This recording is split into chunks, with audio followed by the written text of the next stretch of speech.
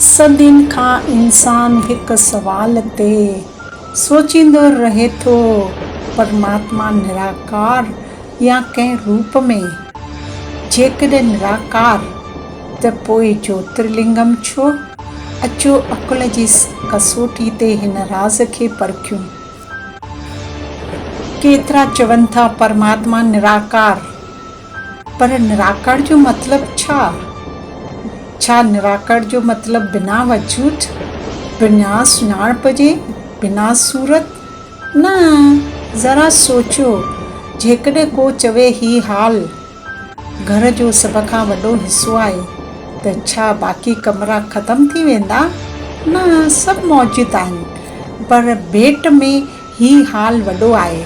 साॻी रीति निराकार बि भेट जो लफ़्ज़ आहे। इंसान जिस्मदारी साकार आहे, परमात्मा जिस्मदारी नाहे, उन करे निराकार चयो वियो आहे।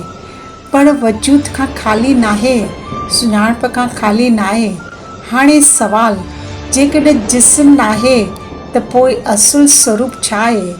अचो ईंदड़ भाग में हवा, आत्मा ऐं ज्योतिर्लिंगम सां हिन राज़ खे वधीक सम्झूं।